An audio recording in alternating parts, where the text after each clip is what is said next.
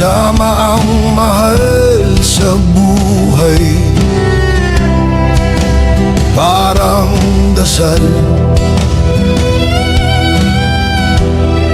hanggang dumating ang tubig at kinuha ang lahat ng aming pag-asa. Nakalimutan ng langit ang aming mga pangalan, habang ang ulan ay nagiging bangungot ng bayan. Bitbit ko ang alaala mo, tumakbo sa dilim, basang-basa ang mundo. Mga sigaw sa bubong, mga dasal na nanginginig, bawat tibok ng puso parang huling awit ng pag-ibig. Sa ilalim ng ilaw ng baha, lahat kami natutong huminga sa takot at pag-asa.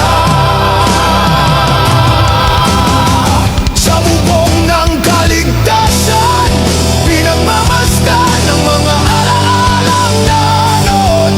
Niyakap ang hangin habang lahat ay tinatangay ng agos. Kung ang makapangyarihan ay marunong makinig, sa bubong ng kaligtasan, wala sanang umakyat. Hindi sana naanod ang pangarap na binuo sa hirap.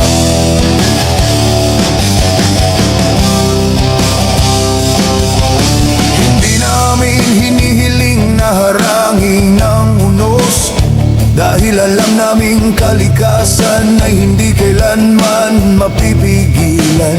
Ngunit kung ginugol nila ang pondo ng may pagmamahal, baka ibang kwento ngayon ang aming pinag-uusapan. Hindi ito politika, ito'y kasakiman na ginawang lungsod ang kabundukan.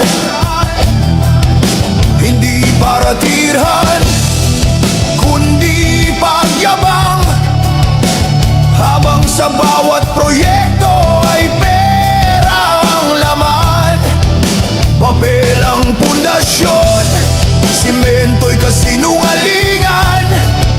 Kinain ng pondo, iniakyat sa trono ng kasamaan. Mga tinig ng gabi, umalingaw-ngaw sa hangin. Boses ng bayan, hindi na kayang patahimikin. Sa bubong ng kaligtasan, pinagmamasdan ng mga alaalang anod. Naglulunoy sa luha habang ang langit ay walang tugon. Kung may mukhang kapangyarihan, sana marinig. Sa bubong ng kaligtasan, wala sanang umakyat. Hindi sana naanod ang pangarap na binuo sa hirap.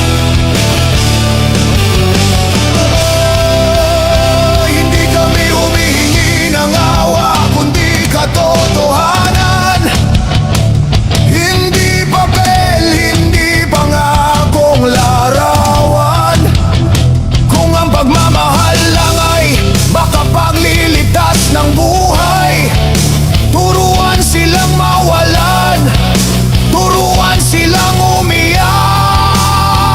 Ang tubig ay nagdala ng kamatayan, pero hindi nito nalunod ang galit. Isinulat ito ang kanilang mga pangalan sa bawat alon ng daigdig. Sa bubong ng kaligtasan, pinagmamasdan ng mga alaalang nananod. Ngunit ang boses namin ngayon ay kulong, hindi na kami pipikit sa kasinungalingan. Kung may mukhang kapangyarihan, sana marinig. Ilapag mo sila rito sa bubong na ito para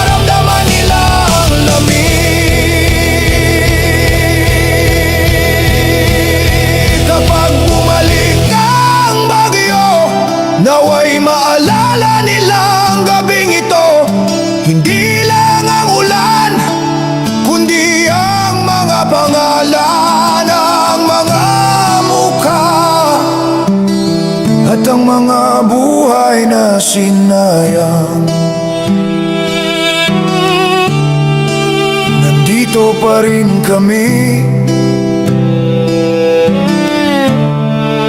Nandito pa rin ang aming sigaw.